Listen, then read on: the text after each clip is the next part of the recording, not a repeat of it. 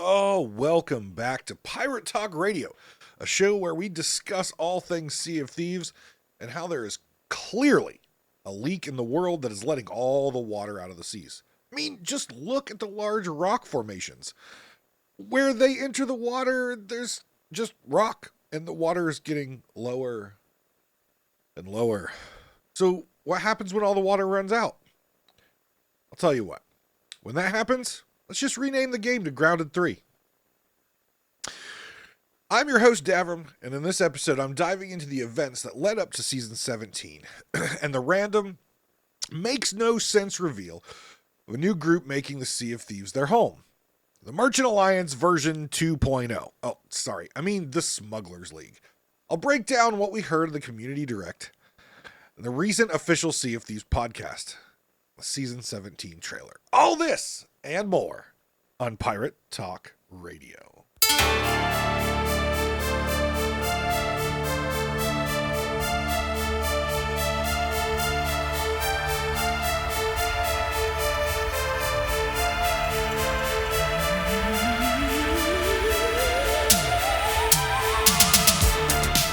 As far north as Marauder's Arch, as far south as Booty Isle, as far east as Ruby's Fall, and as far west as Mermaid's Hideaway, Pirate Talk Radio proudly presents the most in-your-face Sea of Thieves podcast on the waves.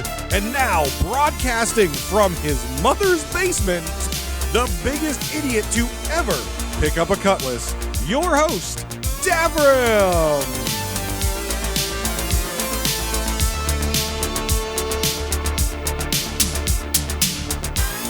Oh, God, I just can't get enough of that intro. I'm going to be sad when we turn over to 2026 and I have to do a new intro. If those of you who have watched this or listened to this show for a while, you know, at the start of each year, it didn't happen right at the beginning, but I tried to change up the theme song and, you know, changed up a little bit. You know, this one was a little long, but it was fun. I'm surprised no one's made any comments. It was actually inspired by... I believe it came from the band Styx, classic rock band Styx. I want to say it was their Grand Illusion album that had that introduction in it at their live show. Maybe. I don't know. I don't know. It's been iterated on, but I did my thing, so there you go. I hope everyone's doing okay out there. I have been streaming Sea of Thieves. I've seen some of you in the chat playing new Season 17 and been traveling a bit along with its Renaissance Fair season, so every year, you know, we got a lot of travel time, so getting that in and a couple charity events that we've done recently. Raising a good amount of money for children's health care. So always you can check in the show notes if you would like to donate to help children pay for their health care, pay for some new innovations at hospitals. Hit that charity link. Every dollar matters. So I know personally I've done over $2,000 this year. As a team, I'm pretty sure we're closing in on potentially $1 million raised as a team. Not this year. Over the past probably I would say 5 or 6 years. But yeah, it's really cool. So been away, but got the script done and. I think it's very relevant still. Some of the items in here, I think it's very relevant because though in the time of this recording, we have had another dev update come out, and we'll cover that in the next episode. But I think a lot of the items, and I didn't include everything I wanted to talk about. I saved some stuff for next episode because I think this one is going to go pretty close to that hour, if not over, just because there's a lot that we unpacked in a very short amount of time between the Community Direct, the official Sea of Thieves podcast, the Season 17 trailer. So there's a lot to unpack here, especially the Community Direct. There was a lot of transparency that we hadn't seen from Rare, and I hope that continues. But we got a lot of information, and to be honest, some of it in my mind is show me, don't tell me, show me. You know, if you've listened to this show for a while, that you will know that Sea of Thieves and Rare have made a lot of promises. They talk big game, but then they don't deliver. So for me, it came down to, hey, show it to me. Like, you're saying everything that I want to hear, but now show it to me. So we're going to go through all those today, and I hope everyone is doing well out there in this this crazy world that we're in. But I want to first start to talk about the changes in the cadence. That was one of the big topics on the community direct, was the cadence of updates to Sea of Thieves.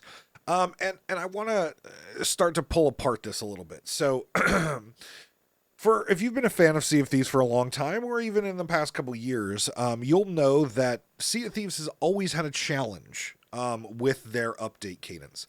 They've constantly changed it over the years, their cadence going from monthly updates to seasons, from seasons to seasons with monthly updates. And now, and there's a lot of other iterations during that.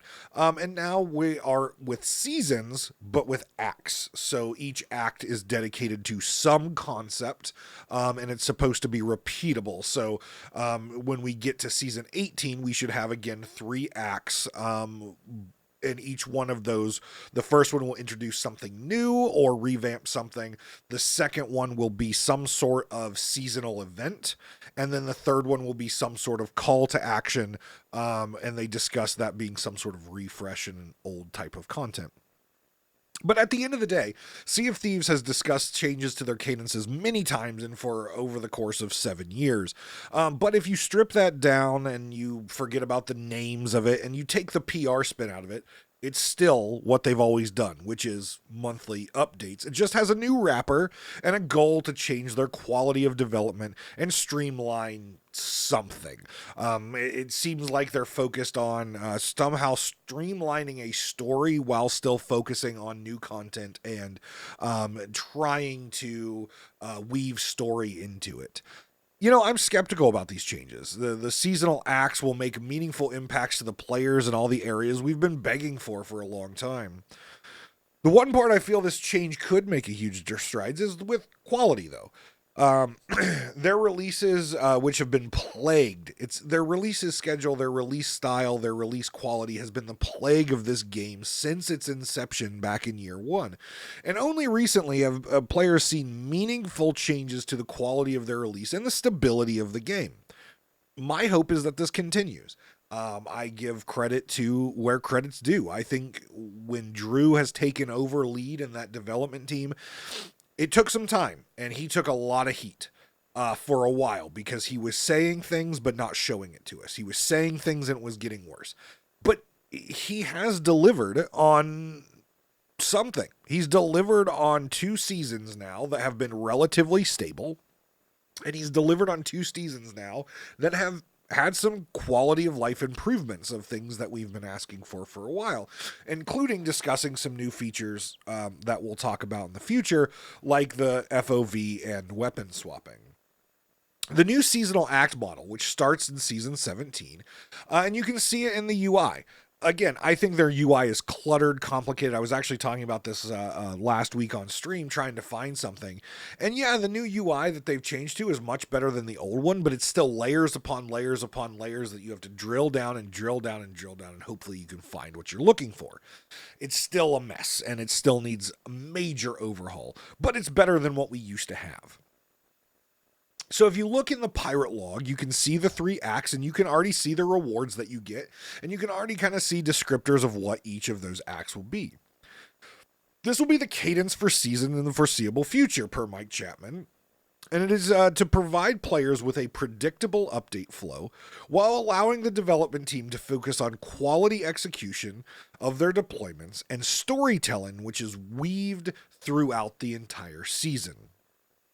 Now, let's take a moment real quick. Let's break down what that looks like. So each season will have 3 acts. Each act is 1 month long. Monthly updates. It's not changed. It just has a different name and a wrapper. Month 1, as I mentioned earlier, will introduce something new. So in this month, it introduced the Smugglers League and the new smuggler loot and the smuggler trading system where you take stuff you find or the voyages that you get from the smuggler bottles from one smuggler outpost to another. Number 2 will be a limited time event which will continue till the season's end. For this season, it'll be something called a heist, where you're trying to get a very rare painting out of what appears to be Spanish forts. And then month 3 will be a call to action, and what has been said is, in this particular season, it'll be a refresh of the traditional skeleton forts, mixing the very successful voyage that they had not too long ago, the limited time voyage that they had not too long ago, where you did a Spanish fort and then you had to do some ghost ships and then you did Spanish fort and ghost ships and back and forth till the end.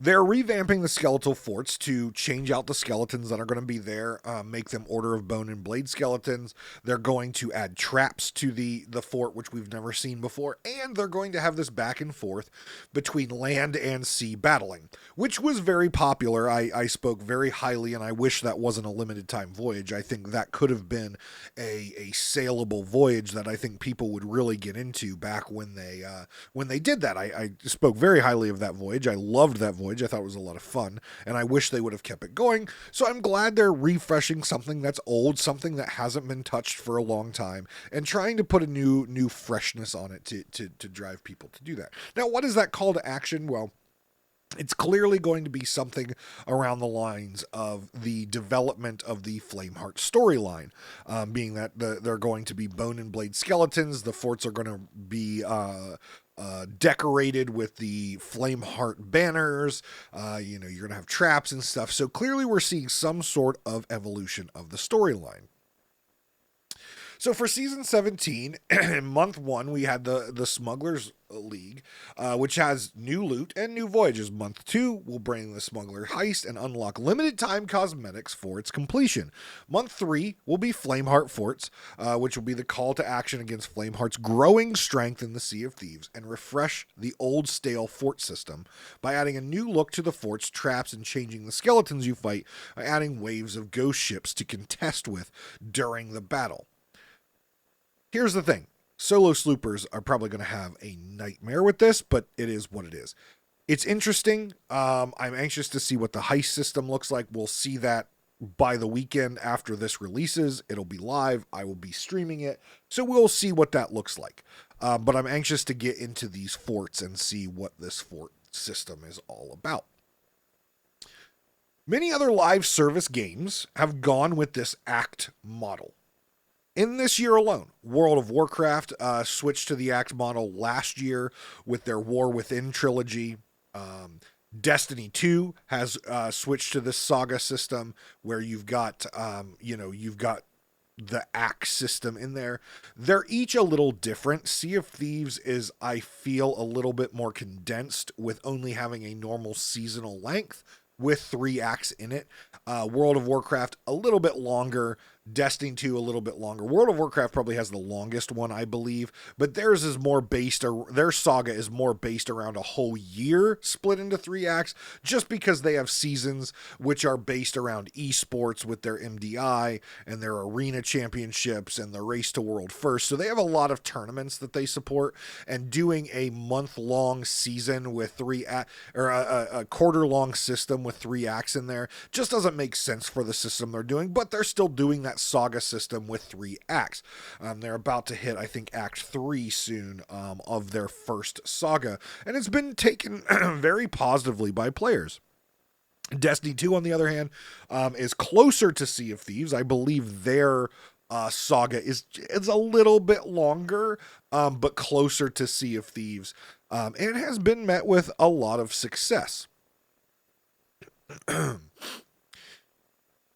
I know that the videos that Sea of Thieves has recently released with Season 17 moving to this model, but it won't be until Season 18 per the team during the Community Direct until we fully see this system truly implemented. 17 is like a little taste, a little appetizer, and it won't be till 18 that we truly see how all of this is going to play out, and that Season 18 will be fully developed under this Act Saga system. I will say that I am going to be optimistically cautious. That's better. About this. Sea of Thieves has lost a lot of mine and many other players' trust with their inability to be consistent, their inability to deliver and maintain quality, and their inconsistent storytelling and their reactionary approach to everything.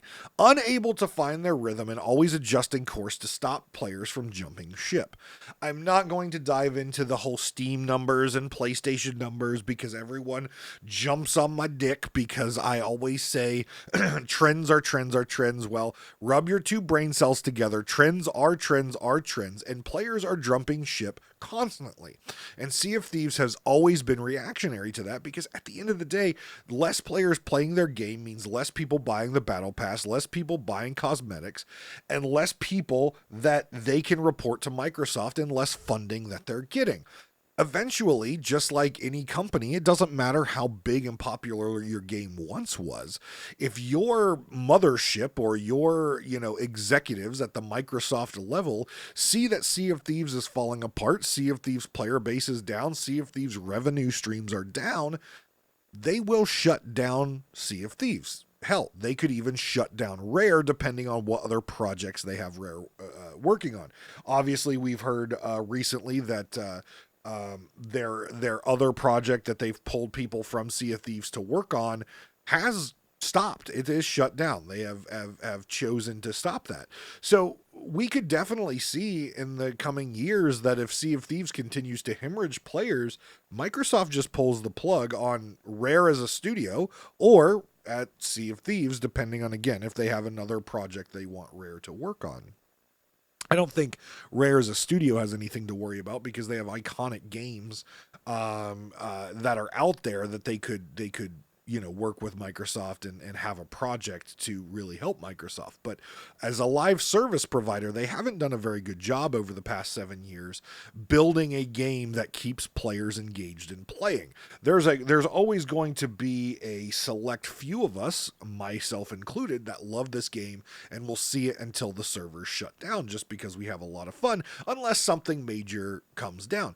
Now, I can't say, completely being honest with you, that I'm going to be covering Sea of Thieves till the end of time on a podcast because right now I'm struggling to get together episodes because I don't want to sit here and be another podcast that just tells you the news, right? I have prided myself from the beginning of this show to be different. I want to talk about things. I want to break things down. I want to give you real world experience that I have that shows why Rare could be doing better and provide those suggestions. That's the voice in the show that I've built, but that only works if I've got things to talk about. And if it's stale and boring, there's nothing to talk about. So that's another topic for another day, but don't worry, Pirate Talk Radio is not going anywhere. In fact, I've got some really great ideas that I hope folks stick around to, even if you just listen to this for Sea of Thieves. I hope some of the content that I have in my mind, that hopefully I can get into paper and start injecting into these lulls and discussing Sea of Thieves, and you guys will hang around and have a good time with it. But, we're always going to cover Sea of Thieves here, and I'm going to be playing this game till it ends. But ultimately, if I want to continue to entertain and continue to put out quality content, there is going to be a certain point where it's like, okay, Sea of Thieves is going to have to be the filler content for something a little bit bigger and a little bit more fun. Though I'm hopeful that this approach will allow Rare to find the wind in their sails and execute what we players have wanted for years, a fun, stable, clean-coded game with an interesting, engaging, and evolving story. I'm waiting with bated breath to see if Season 18 will fill me with more hope or crush my dreams like Rare has done so many times in the past. I have to give them credit, though. Season 17 has launched with minor to no stability issues on the servers. I've been able to play multiple sessions and watch streams of other players and notice, aside from the hell that is the water and wave clipping, the performance feels good. However, this story weaving that he's talked about is completely lacking in my eyes. The smuggler voyages are fun, but where did they come from? Why are they here? Who are they? Who do they work for? Where did they get all the Sea of Thieves paintings if they weren't previously in the Sea of Thieves? How did they procure these massive black powder barrels? As I logged into Sea of Thieves on launch of Season 17, I felt like they just Disney magic appeared, which, you know, they have the relationship with Disney, so maybe that's the explanation. As a player, this is confusing. Right now, they just feel like Merchant Alliance 2.0 and not true smugglers. What are they smuggling? They're just trading amongst themselves. Are they supposed to be smuggling these items into the Sea of Thieves? If so, why do they have Sea of Thieves art paintings? If they're supposed to be smuggling items throughout the Sea of Thieves, where did all these paintings come from? If we look at pirate history, yes, pirates were a type of smuggler hired by the colonies and the rich landlords or governors to transport goods from one place to another because the goods couldn't be legally transported on vessels which could be traced back to the wealthy aristocrats. Here in Sea of Thieves, we're smuggling goods from one smuggler camp to another, not from one wealthy aristocrat to another, or from one colony to another, or from one imperial power to another. It doesn't make any sense because the only wealthy aristocrats are the sovereigns, and their story hasn't even played out. They just appeared in the game with no real answer as to why and where. But we're not smuggling between outposts. We're not smuggling to the sovereigns, or we're not smuggling from the sovereigns to the gold hoarders. We're smuggling between smuggler camps. It doesn't make sense in terms of history of smuggling. It doesn't make sense in terms of history of piracy. And though I know Sea of Thieves is a made-up world, it's based in our world, as mentioned by Mike Chapman multiple times, and it just doesn't make sense. The pirate code is the only laws in the Sea of Thieves, so why couldn't whoever wanted these goods move from place to place just move the goods themselves, as it can't be illegal if there are no laws against moving said goods? It just doesn't make sense. It doesn't add up. Though the new content is fun, it's just another version of an existing merchant missions, with the added risk of a black powder barrel, or 5, that can instantly sink any ship if they explode. A story is needed to give the smugglers life, and that story is not clearly told. And if it is clearly told, I would beg to differ because I've played this season multiple hours and I still have no fucking clue as to where they came from and what they're doing here. So that tells me it's not clear. I'm an above average player. I like to look at things. I am not, the lore hounds out there that I have all respect for, that dive into all the books and search for all the little bone droppings that are on tables and what do they mean and the runes and stuff like that. That's another level. But I'm an above average player. So if an above average player who's played this game for 7 years can't see a clear story as to this new faction, then I would say the average player can't as well. Maybe if I searched around and read books on the ground or paintings on the walls or found strange formations of pebbles in a random cave on Crook's Hollow and started a murder mystery wall, I could come up with some justifications of the smugglers. But most players, including me, hate that approach to storytelling. If I want to read a book, I don't have to search every library in New York City to find the pages. Put the book together just to then start reading the story. And that is what the story of season 17 feels like to me. Only I don't know which library to go to. I don't know where the pages are hidden in the library. I don't even know if the pages are in a library. I'm disengaged, and that is the worst feeling as a player when you're trying to tell me a story.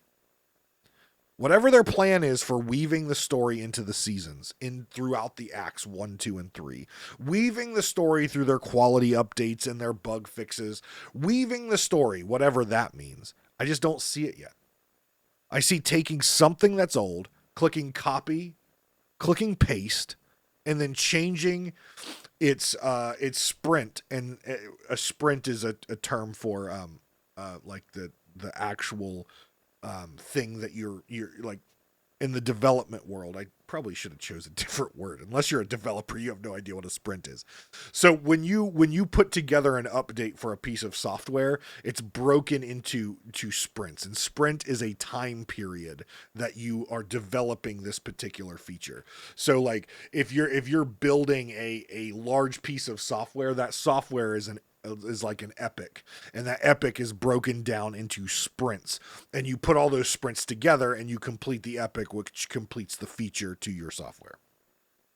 So for me, it's a copy paste of Merchant Alliance, and they just changed the Merchant Alliance sprint name to, hey, look, it's something new. It's called Smugglers.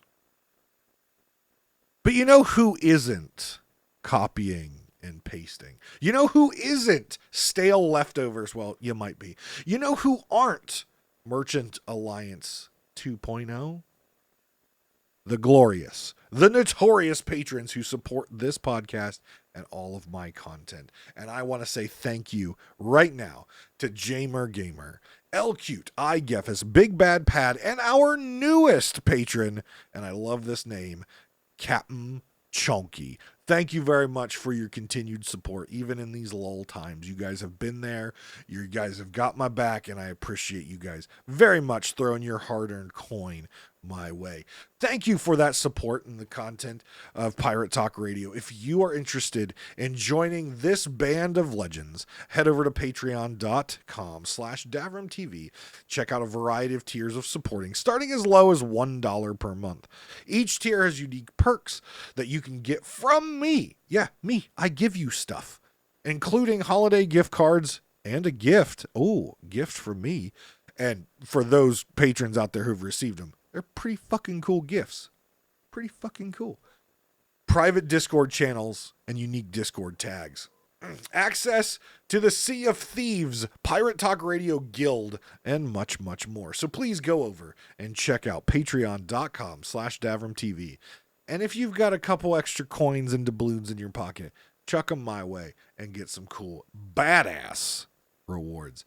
I said in the last episode that I was going to answer some questions from you all who submitted them on either Discord or emailing the show. Or if you're a Patreon, you've got a private chat right with me and the rest of your patrons. Yeah, you can talk to your people or me. So I've picked one to talk about. And this one is a patron question. Please, by the way, if you have questions, send them in all the time, and I will randomly grab them, the ones that I want to talk about, and put them on the show. So email the show. The email address is piratetalkradiopodcast@gmail.com. You can email the show. You can drop them in Discord, whatever, or join the Patreon, and you can have a pretty much a direct line to me.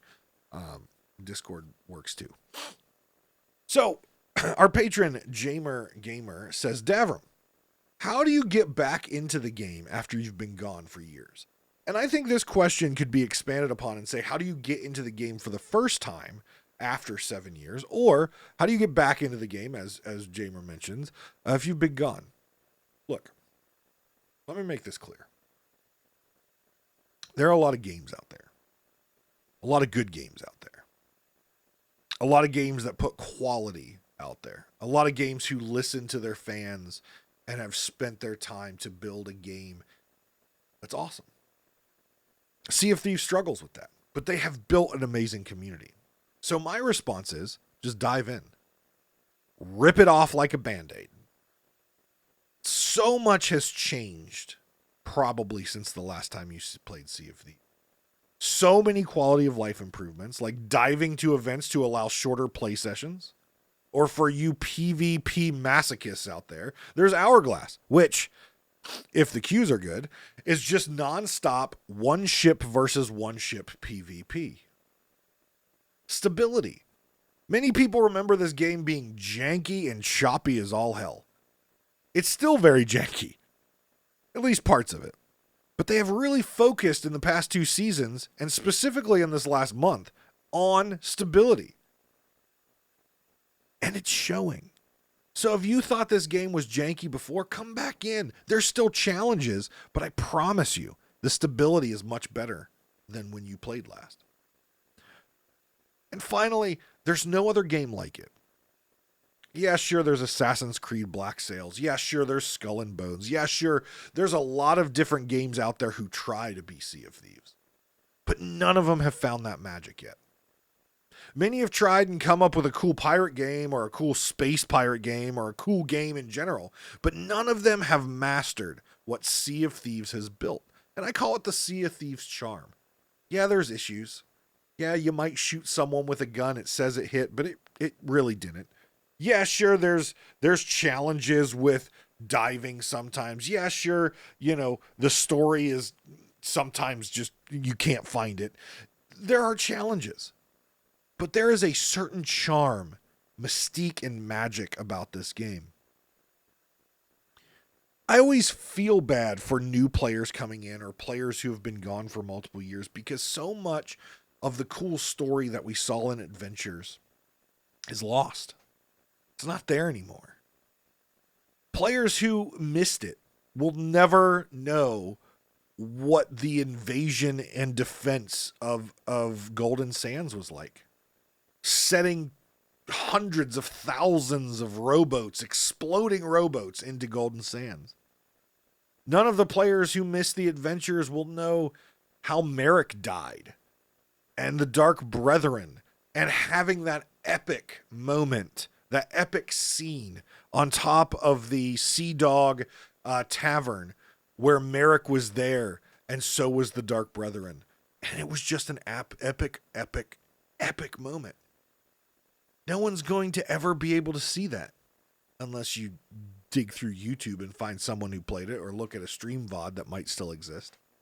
But to experience it for the first time and understand where the world got to today, where you go to Reaper's hideout and you can still see, our brilliant Captain Logan, hero, Pendragon trapped in the painting.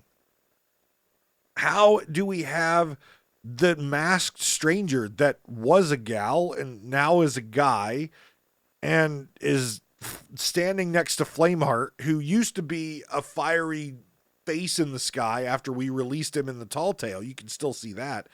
But how is he now reincarnated and sitting on a throne? What's the orb sitting next to him? What's the sword sitting next to him? It awfully looks like the Sword of Souls from Pendragon. Well, it is. It's just corrupted. Like, there's so much story that if you played the game before and come back now, you're going to look at this world and say it's completely different. It's completely changed. How did we get here? And there's no way for you to figure it out. Unless you go to one of the Lorehound websites and do some reading or, again, find something on YouTube. But all that stuff is lost for players to experience for the first time. That's a bummer. But if you've never played Sea of Thieves and you like pirates, if you've played Sea of Thieves before and just wanted the game to be a bit more stable, dive back in. If you already pay for your Xbox a subscription, it's free. It's included. If you bought the game before, you already own it. All the updates are free. They're included in your game purchase. So much has changed. But just dive back in. See if the magic hits you again. Because I can tell you this. Most of the players who have played this game, they got hit with the Sea of Thieves charm and magic at some point. And sure, the magic fairy dust faded for you. But that doesn't mean you can't come back and that magic hits you again. Some players are going to come back and be like, nope, same shit, different day. And I get that. It's not for everyone. But some of you players out there that did get hit with that magic bug and absolutely adored this game, try it again. Come back. See if that magic slaps you in the face one more time and you can get a few more hours or a couple more, would be great, years of absolute joy in Sea of Thieves. As always, shoot your questions over to me. I may not have answered them. I might not answer them in the next episode, but I'll keep them and I'll inject them from time to time because I absolutely love hearing from everyone. In fact, I've been off social media for a while, and I just, because of Renaissance Fair and knowing how they are old school in their communications, no, they don't communicate via email. They communicate via Instagram post. Instagram post. I'm like, what the hell?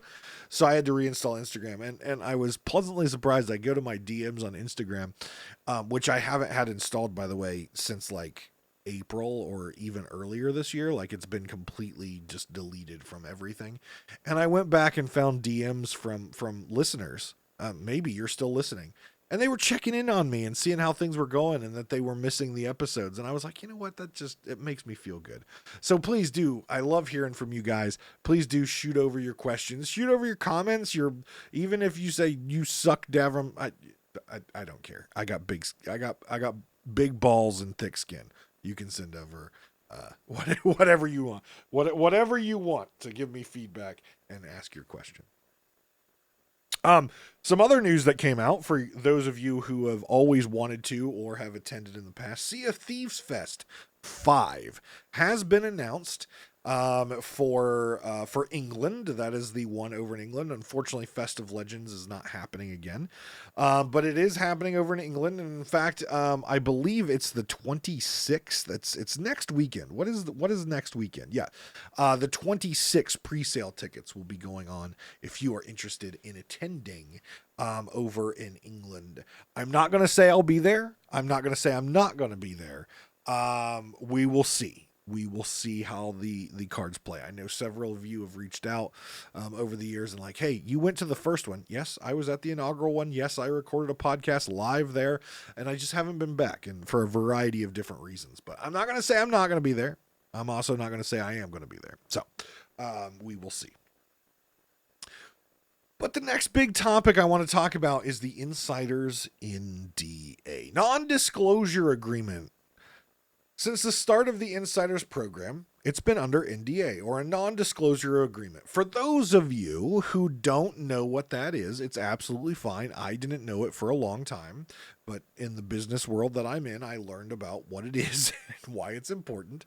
It's a legal document that you have to sign. Yes, it is a legal document that you do have to sign, or did for insiders, about whenever the NDA, about whatever the NDA covers. For this example, insiders, you're not allowed to talk about it. You're not allowed to post about it. You're not allowed to share anything about it. Anything. That's what an NDA states. You can't talk about it. You can't post about it. You can't talk to your girlfriend about it. You can't talk to your boyfriend about it. You can't talk to your mom about it. You can't talk to your grandma about it. You are not allowed to talk about it. Period. End of story. Now, Sea of Thieves and many of these companies do have outlets that you can, under the NDA, converse on, specifically private forums on the Sea of Thieves website where you could provide feedback or talk to other insiders on. But that's about it. That's about all you had. So it was interesting that they decided after 7 years, or I don't know how long the Insiders program's been there. I used to play on the Insiders program, but I realized that it didn't matter how much testing I did and how much feedback I did, they weren't listening. So I was like, this is a waste of my time. So I'm not going to do it anymore. This was Rare's way of keeping things safe and protected. It was their way to try to make sure that when they released a new update, for players that the majority of players, which are not insiders, would be wowed and just blown away by seeing things for the first time. Because if you are an insider, you're seeing the future of the game before it comes out, which means it's spoilers. And some people don't like that. And for me, I enjoyed testing and providing feedback, but I realized they didn't listen at all to the players who actually did testing on insiders, and it was a waste of my time, so I just stopped doing it. You also weren't allowed to stream the game, record the gameplay, post it anywhere. Basically, any type of leaked information was against the rules. That's the legally, it was against the rules. Let's make that very clear. It wasn't like against Xbox rules. It wasn't against Rare rules. It was a legal document. Legally, you were not allowed to do any of this stuff. Sea of Thieves has since the beginning has been a sensitive and secretive game when it comes to what is coming to the live game in the future. Everything from features and new content to tall tales, like A Pirate's Life and Monkey Island. In fact, I was doing Insiders around the time that A Pirate's Life hadn't been announced yet. And they started to do these testing things inside the game, which told me something was coming. They were testing like weird rock formations and like portals and tunneling and stuff like that. So I knew something big was coming, but obviously didn't know it was going to be that big where Pirates of the Caribbean came to Sea of Thieves. The statements from Rare's leadership has always stated that they want players to be surprised and delighted by new features when they're released. And I can respect that and appreciate it to a certain degree. However, it causes issues such as poor performance, not thorough testing, or no testing done whatsoever, which has been a major criticism of Sea of Thieves over the past 7 years. Most successful live service games, including I mentioned earlier, World of Warcraft and Destiny 2, have public test or public test servers, which can be streamed, discussed, posted on social media, and even covered by the gaming media. These public test realms and servers and these testing events allowed for extensive testing by players and discussions, which led to extensive amounts of feedback and changes that the studios were able to do and make tweaks and adjustments to bugs, exploits, or disappointing features before the product was actually pushed out to live servers. Huge advantage when you're doing public and true PTR or public test realm thing. It's funny, I named this Pirate Talk Radio short PTR. I didn't actually click when I first made this name that PTR is also public test realm for a lot of these companies. But this is a huge advantage to these large gaming companies to get the feedback from people. And you get testers from esports players to people who cheat to other things. And it really allows the studio to see problems and make adjustments before that code is pushed to the live servers. So when it is pushed to the live servers and most of the players who never do testing get their hands on it, it's a more quality and a cleaner product. The Insiders NDA was removed by Rare a few weeks back, and we have already seen streams, YouTube videos, social media posts, Reddit posting, Discord discussions, and much, much more. The feedback loop is going to be huge if Sea of Thieves and Rare take advantage of it. And they use that feedback to ensure that future content releases are cleaner and they are successfully meeting players' expectations and successfully delivering good quality, clean content that the players want and have been begging for. The question I ask, will they listen? And only time's going to tell. I know I've been an insider for a long time, along with several of my friends, and we have provided extensive feedback through the Insiders program, calling out major issues which still made it to release, showing the ineffectiveness of the overall Insiders program. Sea of Thieves has always driven content and the features they feel are good. Important and fun, but not necessarily what the players want. Mike Chapman actually spoke to this, and it's the first time I've ever seen or heard Rare admit this. He called out specifically in the community direct, stating that this was a change which followed a long battle, which was led by Drew and Christina, as many people in the studio wanted to continue the secrecy of their future content. Mike also called out that this is a step one in a new culture at Rare, where they need to stop developing the game they want and start building features and content they need to start building features and content the players want, using active listening and focus on player feedback and the players' wants of the future of the game. This is the first time that Rare has ever said this publicly. And I could tell based on the conversations and the looks on the community direct that this was a fight.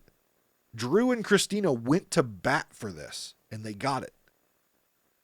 But I could tell that this took a very long time. And based on Mike's statements, something that was needed, but something the studio was very resistant to, especially the old guard that had been there for a while. So what happens next with the Insiders program? The removal of the NDA a few weeks ago was only phase 1 of the overhaul of the Insiders program. Phase 2, as mentioned in the Community Direct, is a new customer satisfaction survey, which will allow more direct feedback from the community on content released and game performance, which is great. Again, soliciting that feedback from us, the players. But again, will they listen? Finally, just like their seasonal acts, Phase 3 will be a relaunch of the Insiders program with new perks and incentives to better drive player engagement with testing and providing feedback. Phase 2 and Phase 3 will be worked on, but we will not see the final product of the new Insiders program all come together until 2026. And please keep this in mind, we will not, and this is me talking, not them, we won't see the results of this new program until late 2026 and 2027, right? Think of it this way. They get this new program in place. They get these new feedback loops coming in. They relaunch with new perks and new performance metrics for players to test and incentives and all that fun stuff. The feedback comes in. Development is already underway. Features are already ready to push. So just like anything else in development, in software programming, this program might go into place by the end of 2025, 2026 early, but we won't see that feedback loop actually having effects on what Rare is doing probably until later in 2026 or 2027. It's just how it is. So we need to keep our expectations on this proper. Like, we don't want to be like, oh, new insider programs we should see immediate changes. It's not going to happen that way. It's going to take time for that feedback loop to build. It's going to take time for players to trust that the Insiders program is worth our time. And it's going to take Rare being vocal about what they're seeing in the feedback from players and how they're actioning it. It's not just the players coming back in and testing. Rare has to prove to us that they're actually listening and making changes. And it can't just be, oh, well, don't you see that changes are happening in game? No, because most players aren't doing insiders. A lot of players aren't doing insiders. They need to specifically call out, here was feedback provided by the new insiders program, and here's how we tweaked it. This was the issue. Here's how we addressed it. They need to be vocal about that, because that's how you build trust. That's how you show players the importance of the public test or the insiders program. And that's how you get new players to do it, and you re-engage old insiders because they believe now Rare is actually listening and taking action. So it's going to take some time, and Rare has to be very over communicating what they're getting out of insiders and the actions they're taking based on that feedback.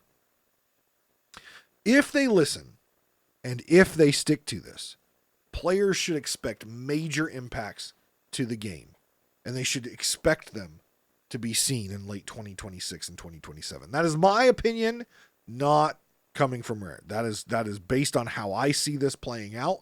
That is my opinion, not Rare's. This feedback system needs to be in place for a while to generate the feedback and the impact changes in the development cycles, so don't expect this to be overnight, folks. Don't do it. But this is going to help the long-term health and longevity of this game. Again, if Rare can stick to this commitment, and based on the first 7 years of Sea of Thieves, sticking to consistency seems to be their big problem here. They've just got to stick to it. Like, this whole reactionary approach that they do has got to stop. They're 7 years into this game. If they want it to last another 5, if they want it to last another 3, if they want it to last 10 more years, whatever they want it to last. If they want it to last forever, nothing lasts forever. But if they want it to last forever, they really have to refocus around the players. They have to rebuild the trust that they have lost with their players. They have to figure out a way to re-engage players who have left with a bad taste in their mouth because of the poor quality and Rare's decisions. They have to over-communicate this stuff. I'm so over seeing the communication team post stupid posts about, hey, come get your funny blue hat and your funny blue gloves, and hey, Sea of Thieves shot, and hey this and hey that. No. Start being real with the people.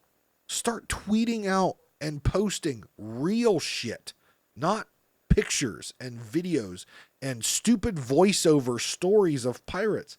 Start to use your platform to attempt to re-engage players with the positive changes you're making to the game. I am so over, and don't get me wrong, I appreciate Christina and Drew fighting for this. I get it. But stop using your social platforms to just be goody two-shoes positive. Use your platforms to be real with people. Use your platforms to talk about what you are doing internally. It shouldn't be secretive. You just proved that you can release the NDA. You don't have to be secret anymore. Yes, there's a certain amount of mysticism and secrecy you've got to keep in order to keep the game interesting and exciting. But you can pull back the curtain a little bit. You can air out your dirty laundry a little bit. Like Mike aired it out when he said that we need to stop developing the game how we want to and actually develop the game the players want to play. He started airing out dirty laundry right there. Do more of it. That's how you build trust with your players. That's how you gain trust back with players that you've lost. You have to show them that you are changing. You have to show them that you fucked up. You have to show them that, yeah, we cut you deep and we're sorry, but this is how we're correcting it. And show people. Don't just talk to people about it. Don't just say empty words. Show us. Actually show us. You can talk about this story weaving. You can talk about quality over quantity. You can talk about all that stuff. But we haven't seen it for 7 years. Show us. Show us that this new direction is going to be consistent. Show us that in 6 months from now or 12 months from now, you're not coming back out with the next community director and saying, hey, we've got this great idea to change our development and release cycles. We're going to call this one the Saga. Now get this, it's going to be great. It's going to have this overarching intertwined story over 3 monthly updates. It's the same shit. Like, stay consistent with what you're doing, listen to your players, and develop the game that the players want to play, not the game you want. Okay? It's your game, yes. But let's be real clear here. Your game stopped being your pet project when you released it. Once you released the game into the world, that game is no longer your pet project. That game is for the players. It's not for you. It's not your canvas. It's not your blank tape. It's not your story to tell. It is your opportunity to make a game the players want. And you have not successfully done that for 7 years. You've had highs. You've had real bad lows, more lows than highs. Now's your opportunity to forget the past, embrace this new future, be consistent, and give the players the game that they want, not the game that you want. Because what you want is to see the game regain growth and be successful.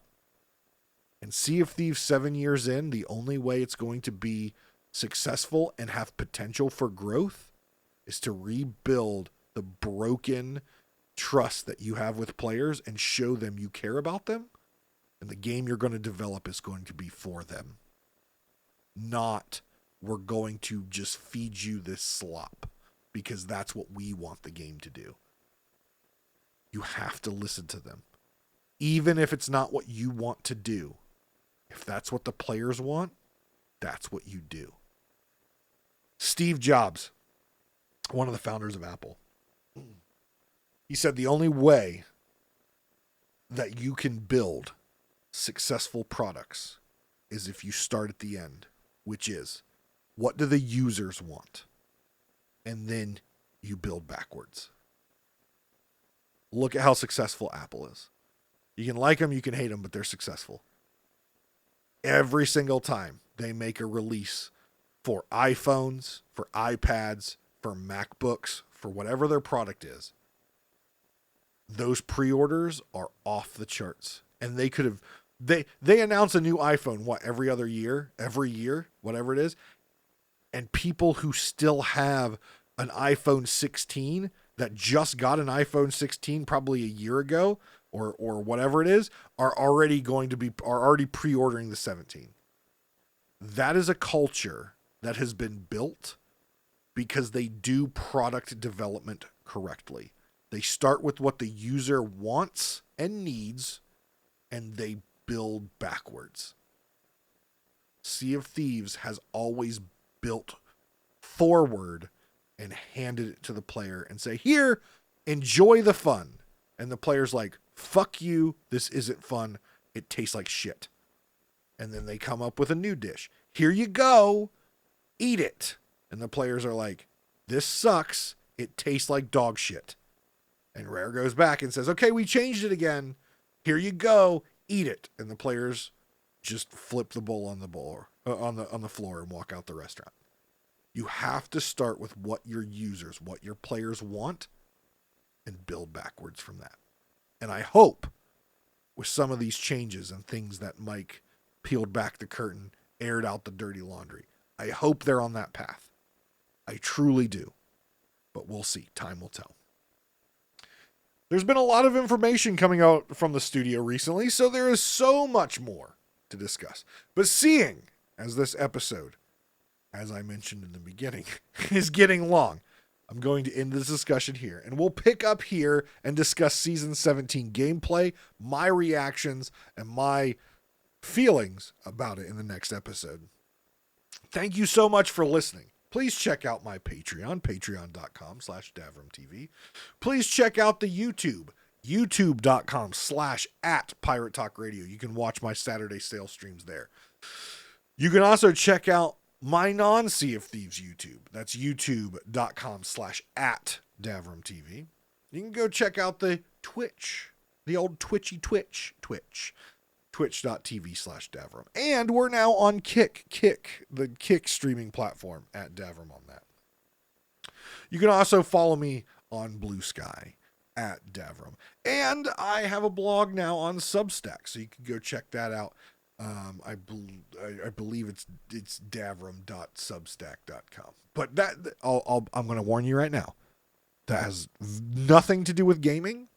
It's a lot of me talking and blogging about my personal life, about politics. So if that's not your cup of tea, then don't. But if you are interested in my personal life, personal struggles, how I've recovered from things, inspirational stuff, my thoughts on the world, then you can go check that out too.